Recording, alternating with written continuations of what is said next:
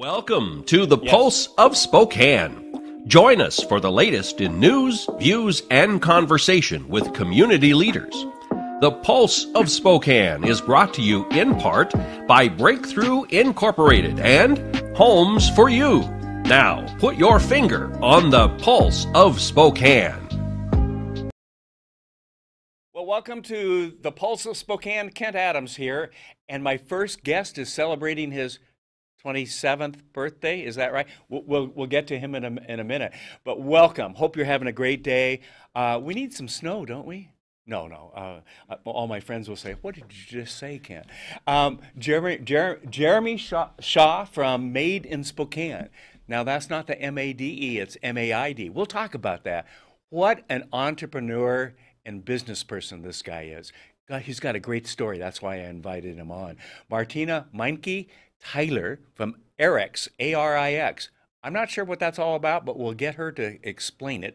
And then it's time for another jokester to be on the program other than yours truly. So Phillip Kopczynski will be here. He's going to headline a week from tomorrow at the Comedy Club here in Spokane. Next on the Pulse of Spokane. See you tomorrow night, and thanks again for taking care of the painting. I got this. Bye.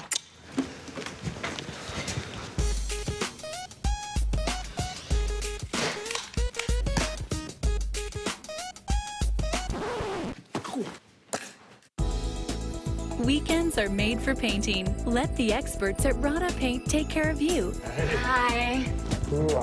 This looks amazing. Rada Paint, over 80 years of quality, tradition, and trust. Find it in every can. To help you be safe, Washington state law requires you to call 811 2 full business days before you plan, for example, to dig, drill, plow, pull from, or pound anything into the ground. Be prepared to provide the operator with the correct address, cross street, and the description of your work. You must mark the dig area with white paint. The operator will inform you of the utilities notified of your impending excavation. Wait for all their marks. Be safe and dig with care. The economy is getting stronger. Banks are lending again, and interest rates are at historic lows. Now is a great time to buy your dream home. The caring and knowledgeable professionals at Homes for You have been helping people just like you for over 20 years. They take the time to listen to what you want and will help you find just the right home in Washington or Idaho. Real estate is what we do at Homes for You, 928-5782, or visit online at homes4uspokane.com.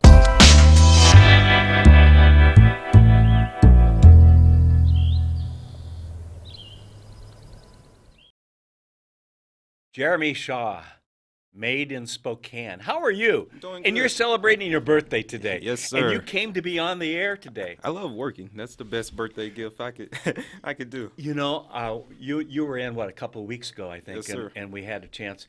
Can you tell he was in the Air Force? Yes, sir. He's calling me a sir, okay?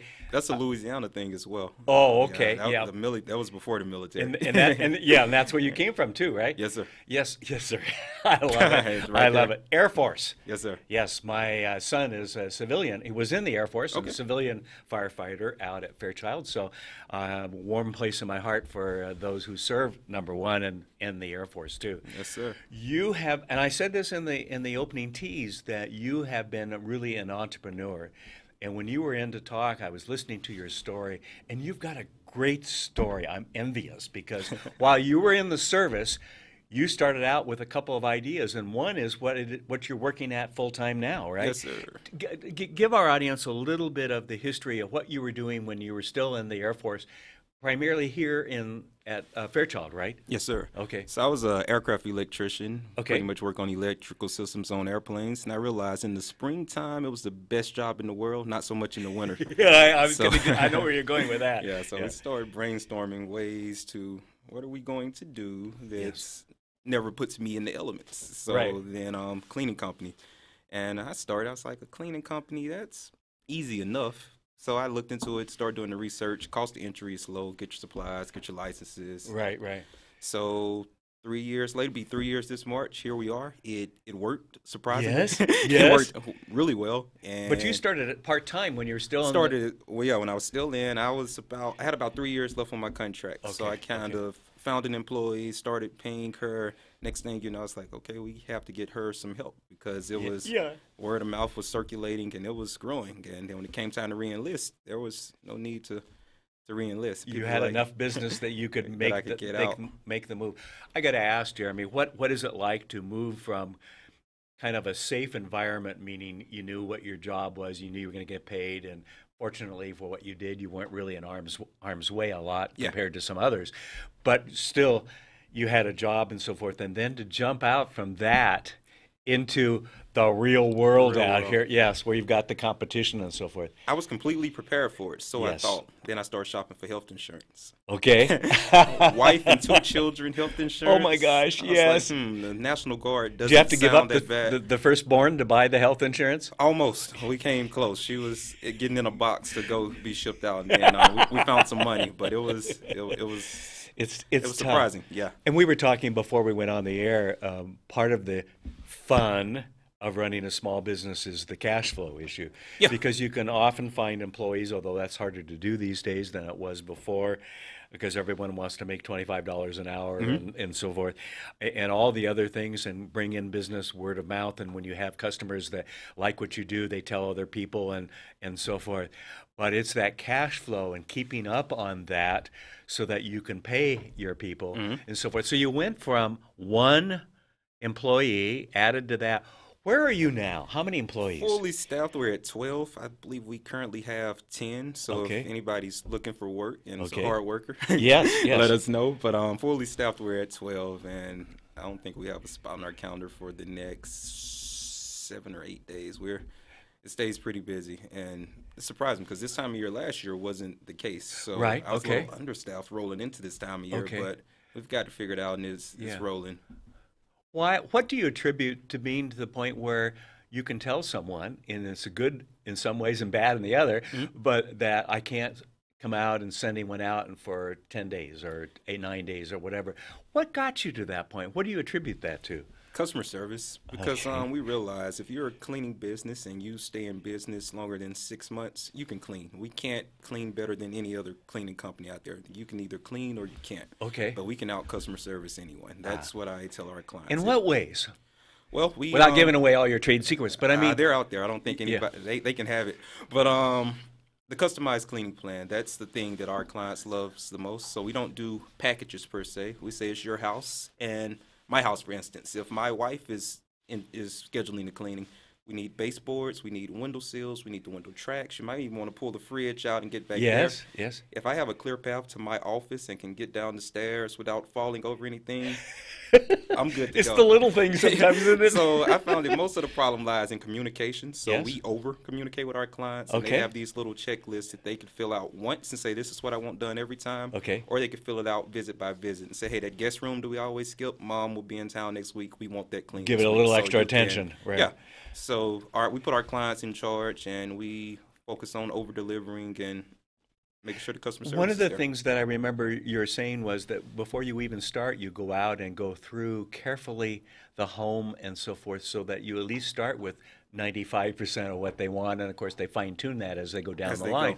But to not just send out a crew and you'll get the $65 1 hour, send 2 people and you're done and you move on to the next one. That's obviously helped you. Oh, it helps a lot. And we are only 98% perfect, and that's the actual number. I track all of these numbers. So we have about a 2% complaint rate, but I'm instantly on those 2%, and it's easy to fix because after every clean, our clients get an email. How was your cleaning? And they have 3 options. It was either excellent, it was okay, or I'm not happy. And if it's anything other than excellent, then either myself or a teammate of mine, we're on the phone figuring out, because we want everything to be excellent. Cleaning is a luxury service. Yes. And when things need to get cut, cleaning is one of the first go things somewhere to go. else. Yeah. So we make sure we earn our keep. And if any time we see we aren't earning our keep, we're on the phone trying to figure out how to fix it. I've got to ask, because I'm impressed with your whole approach to the entrepreneurship and so forth, but where in your process did you get to that point to understand?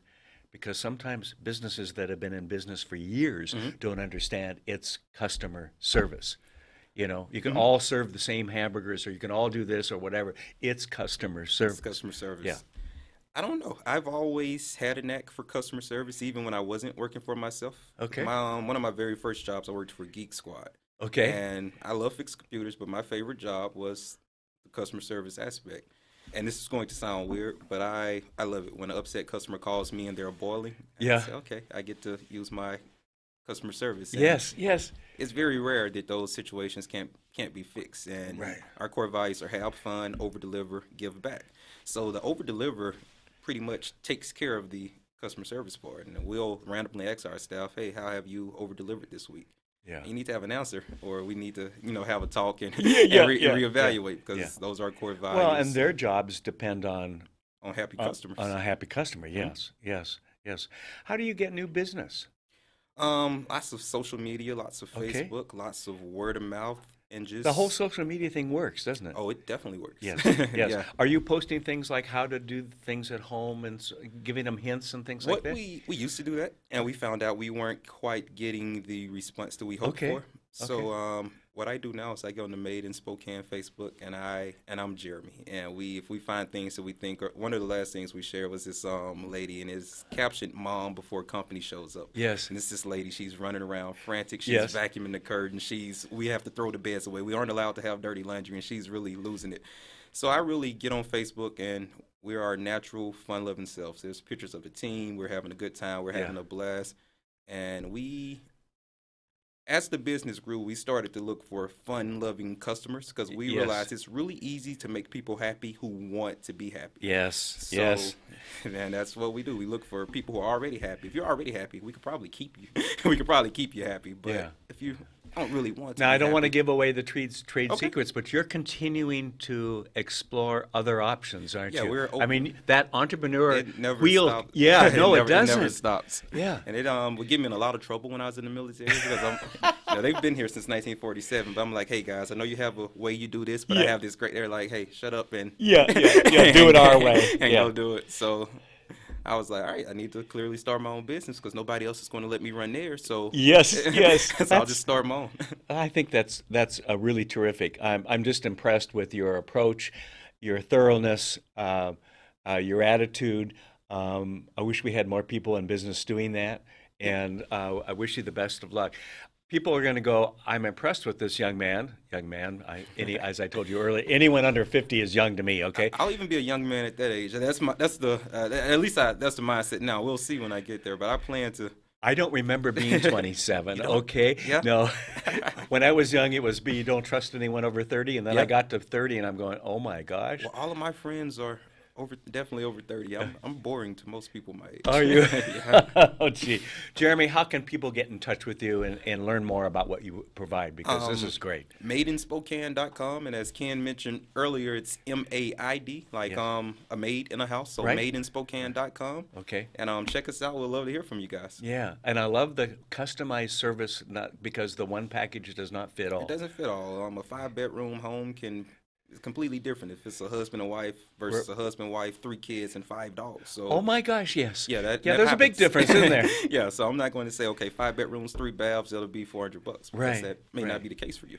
Well, thank you. All right, thank you. Best of luck to what you're doing. I think this is great. All right, thank you. Really great. We're going to take a quick break, and we'll be back with Martina right after this. The economy is getting stronger. Banks are lending again, and interest rates are at historic lows. Now is a great time to buy your dream home.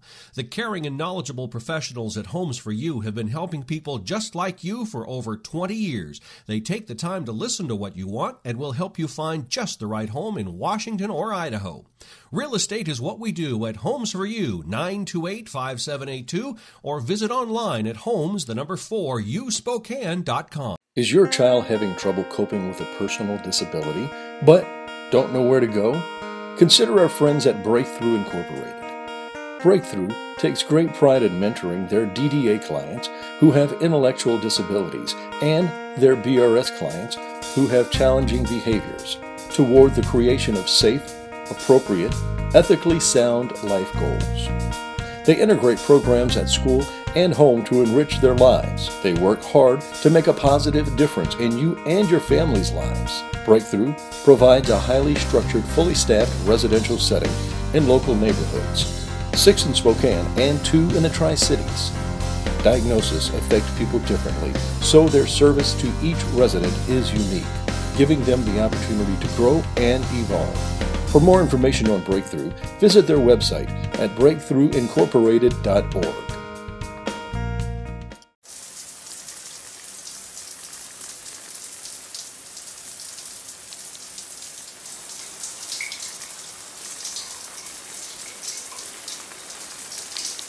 I really like the shower. It's nice, isn't it? Yeah. Take your time.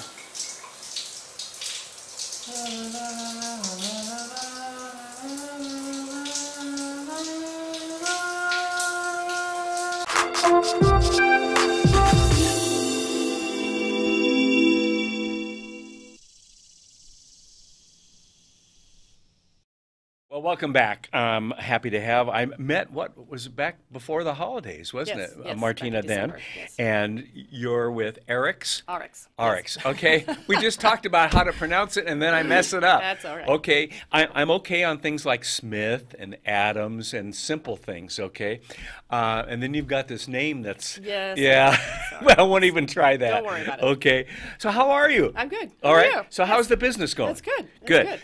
First of all, let's explain what ARIX Yes, is. ARIX. Yes. So I am an independent business owner. Okay, I'm going to ask you to move with just a little ARIX. closer. Yes. And ARIX is a health and wellness company, and we celebrate human transformation. Okay. And human transformation, looks differently for different people. Okay. So topic, this month, of course, is New Year's resolutions. Yes. People want to get healthier, more exercises maybe on their The resolutions that last, what, 3 Yes. days? Well, I think 9 days is the average. Oh, is it really? But You've looked that up, haven't you? we help people with weight management, systems like that, supplements. We also help people with a wealth transformation.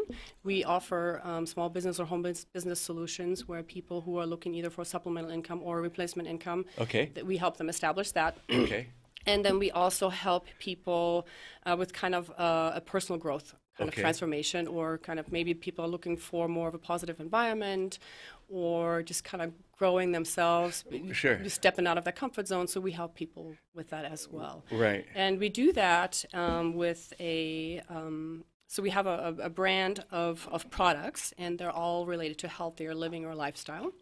We have products like. Yes. Give an example. So we have products that are some of them are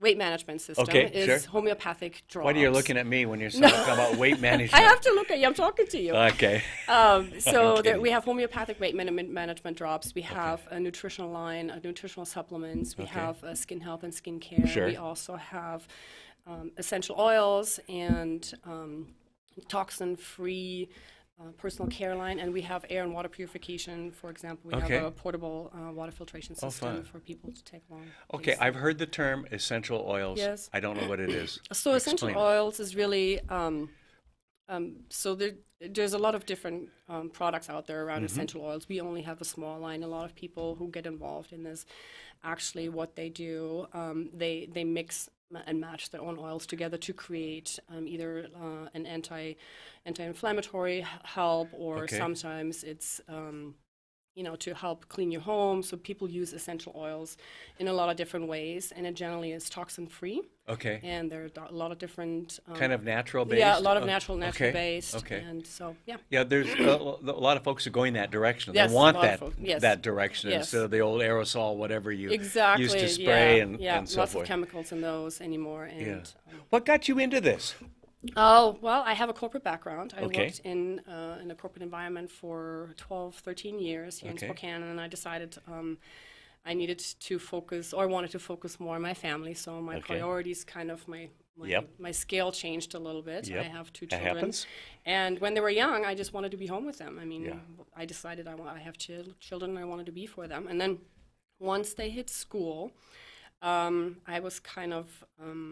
I don't know, lost a little bit maybe. Lost my identity. So well, you didn't have that immediate responsibility there in the house, but I also 24/7. felt like I was just somebody else's mom. I was, my kids' mom, or maybe my husband's wife, but I wasn't really Martina anymore. So I kind of was looking for something a little bit different, and I came across this opportunity. So but you didn't change your name.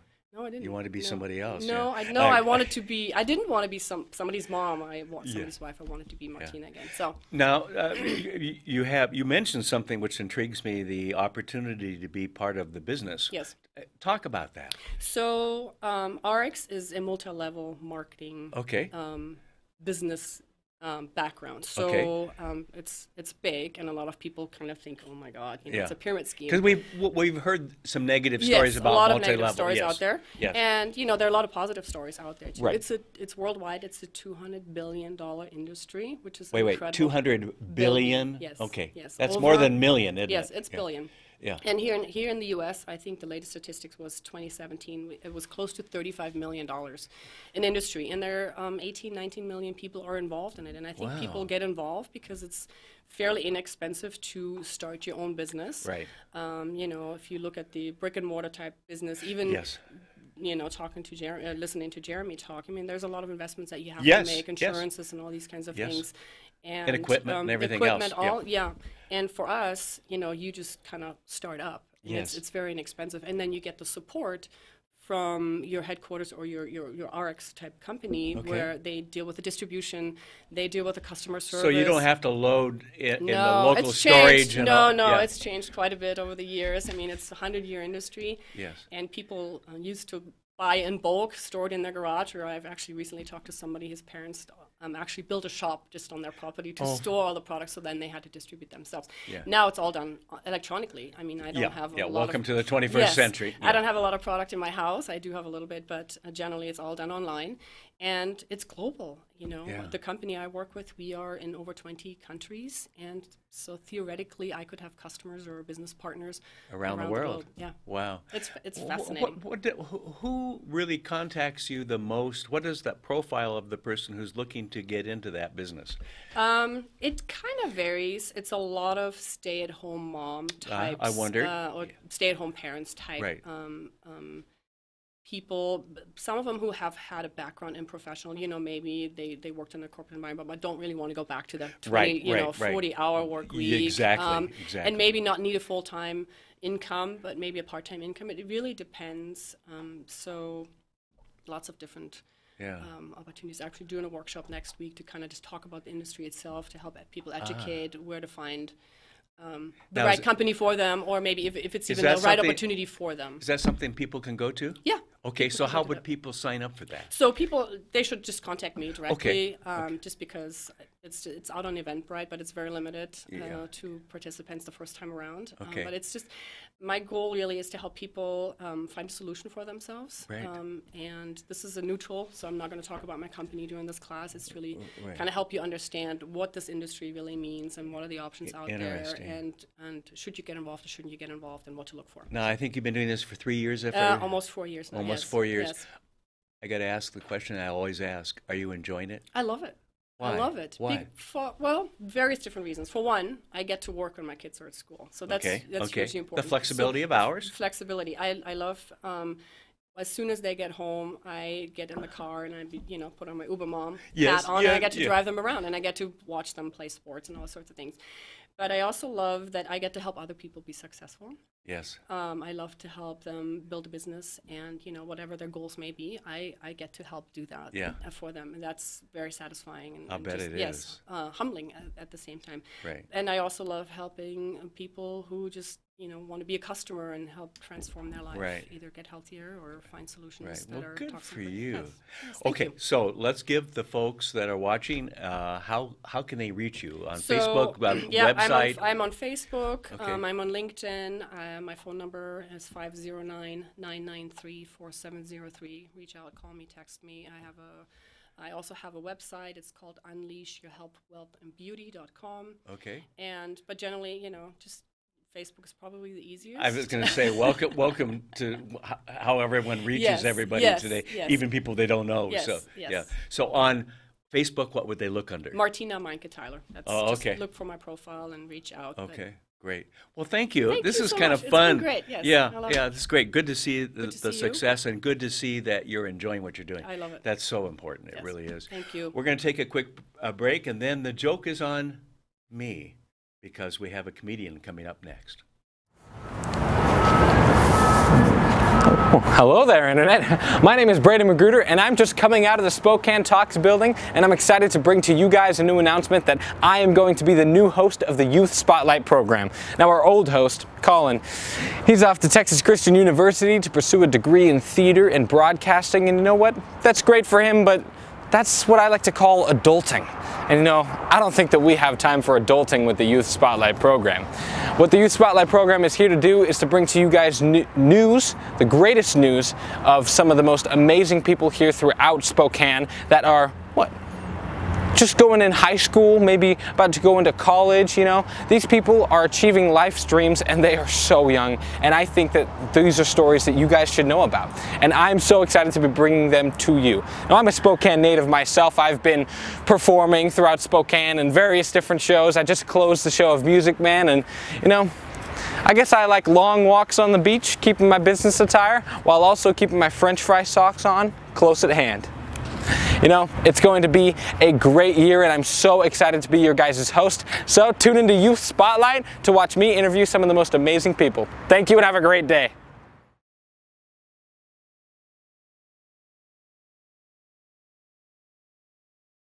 Well, I had to dig deep to find somebody that's as funny as me. No, that's not the truth at all, and you know that. We were just talking about Youth Spotlight. We were just promoting with our current Brady, who's our current host. The previous host was Colin Pittman, and it was kind of funny because he was interviewed for something, an article that was done on me, and he was interviewed as the second person. Well, what's it like to work with Kent and so forth? And his comment was, "I've learned how to be sarcastic from Kent." Well, you seem genuine to me, Kent. Yeah, well, see how good judgment you have in character. Phillip Kopczynski. Yeah, nailed it. That's first try, man. That's I know. I screwed up the others, didn't I? Yeah, you nailed it right out of the gate, dude. I tell you. I screwed up your name. I called you Ken for like 4 times. Well, of course, that's never happened to me in my 72 years. Yeah. And today, these days, and you'll be there another 50 years, when you turn 65 and you're on Social Security and Medicare, you are now, according to the government, last name, first name, middle initial. Well, Kent is my middle name. So I'm now Adams John K. And I forget when I call to make a doctor's appointment or something. "Hi, this is Kent Adams." And well, I don't have a Kent Adams here. "Oh, yeah, I'm Adams John." Oh, man, wait, hold up. Your name is John Kent Adams? You got 3 first names for names? Yes. You know, that's dicey, man. You don't have a normal last name. You just got 3 first names. You can just swap them around. I'm not a normal person. Haven't you figured that out by now, Phil? Your names are just like the walnut game. Just like, just pick them, just swap them around. Okay, I'll be back in a half hour. He's gonna run the program. Just because people who are in the know in Spokane recognize your last name, and you are related to that infamous or famous Kopczynski. Chris Kopczynski, right? Yes. Yeah, yes. he's my dad's cousin. Dad's cousin. Yeah. So you're kind of down the list and off to the side of it. I've never even met the guy. Oh, really? okay. Yeah. Apparently, you got to go to Everest and be at the I was top going to see meet it. him. Yeah. Yeah. You have to climb that mountain. You've got to be one of his achievements if you want to meet him. This is going to be fun. He runs a pretty successful company in town, but he comes from a family of 8. My dad comes from a family of 8. So there's just too many Kopczynskis. Do you have liquid in yours? Yes, or are you I just do. miming? No, I do. I thought you guys were just miming out here. There's nothing in here. This is No, I'll do that over here if you want me to. Yeah, you want to pour a little in here, man? God. Oh, yeah, you want to talk about the lights behind the lights, too, and give away all of our secrets? I actually just found this under the desk, so I didn't know what to expect. Yeah, when we have to take a break, right? Yeah, right. Yeah, okay. You have kind of an interesting history, and then I do want to talk about what's coming up next week, but why comedy? Why stand-up comedy? That's not easy to do, and it's not hard. Easy to break into. Yeah, both of those are true. Yes, and so tell me about, other than the fact that you are mentally deranged, apparently, but why? Well, I mean, stand-up comedy is definitely a calling. I mean, I wouldn't wish this industry or this call you crazy. Yeah, but I mean, you gotta have a desire to do. I mean, I meet people who are comics who I'm like, what would this person have done 100 years ago? Like, there would have been nothing. They would have just. It would have just been some buffoon. No microphones to stand in front of. Yeah, they would have just been. They would have been the town crier or whatever, you know.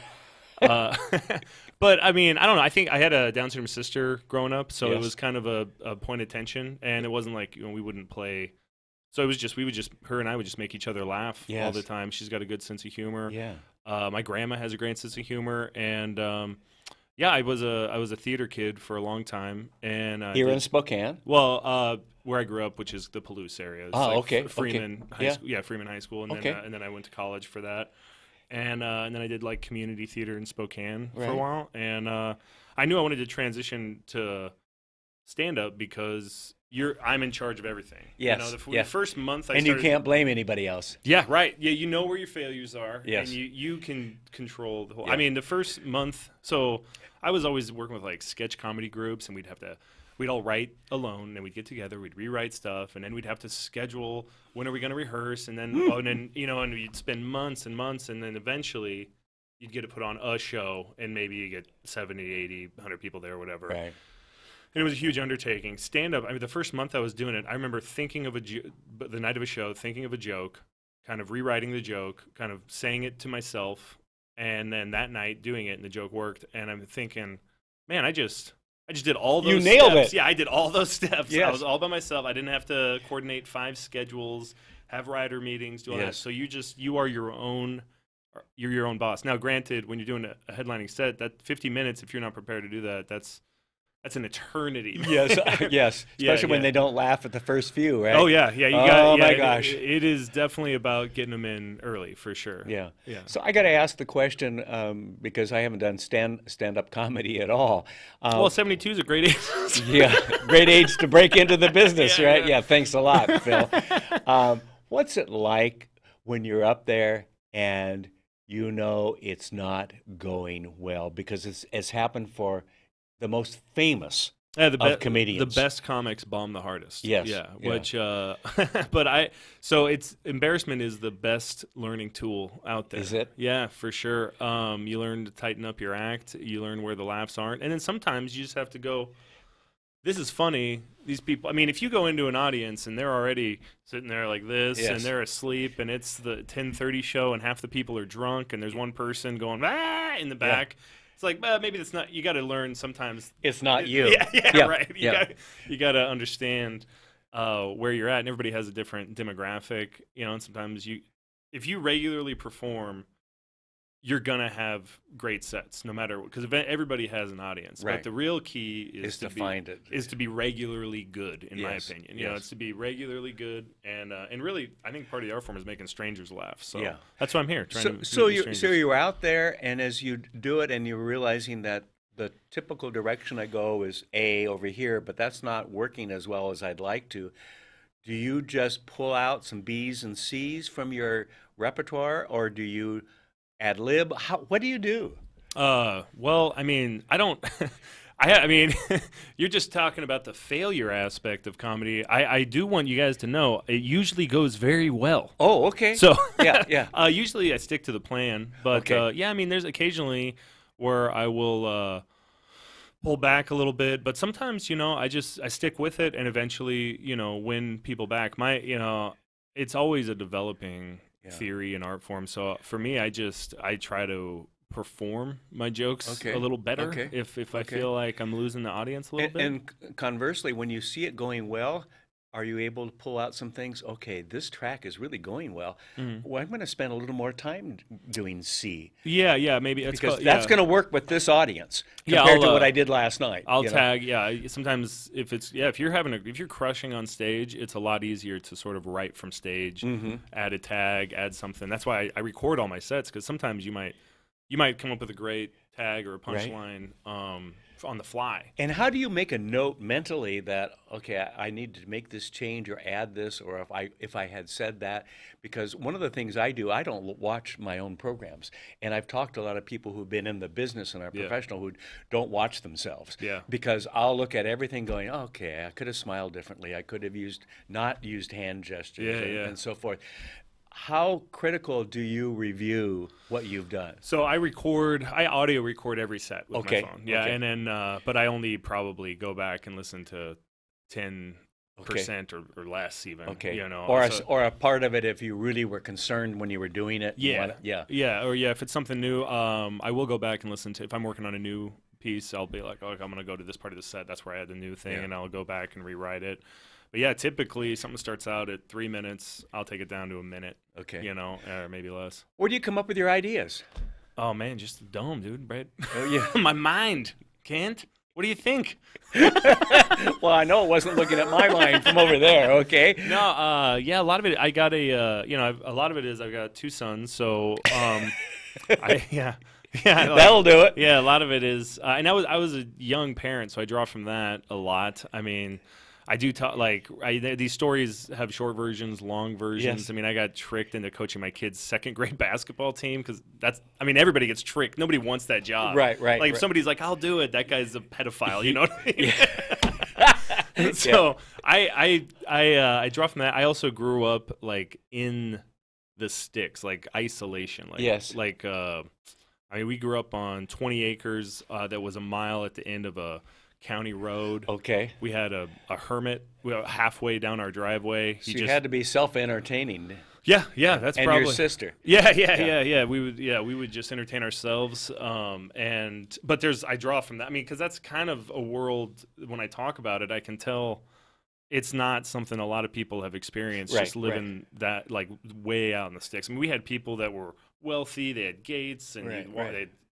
Gated community. Or no, it wasn't gated community, it was just a gated house, satellite dishes, pool. Yeah. And then you go a mile down the valley road, and there's somebody with like the beginning of a militia and a squalor. Was it Valley Ford area? No. Like imagine 10 mile Micah Peak Mountain, a mile from the top of that. There's a little white dome. I was like a mile from that dome. Oh, really? Yeah, we were out. You really were out. Yeah, we were like if you were at our house. You would be like, "Can I use your phone to call search and rescue to get me, man? I'm too far out here." No, dude. Like there was one time there was there was a pirate logging firm that came out, like an illegal. We were so remote. There was an illegal logging operation that happened one summer where these dudes were just illegally cutting down trees, and they didn't care about like sustainable forestry practices. No, or probably nothing, not. Man. Yeah, they just clear cut the side of that mountain. Yeah, so. Yeah, we were out there. We owned our own plow because we were a mile off a county road. Yeah. So something is happening a week from tomorrow. Yeah. Thursday night, the 24th, if I remember right. Yeah. What is that, Phil? Well, you've already said it 3 times, but I'll say it again. Which camera are we going to? You're on that camera. I'm on the. Okay. Yeah. Yes, Spokane, January 24th, Spokane Comedy Club. I am headlining. A guy named Dees Casillas is the feature act. Okay. And a gal named Sophie Tomey is the host.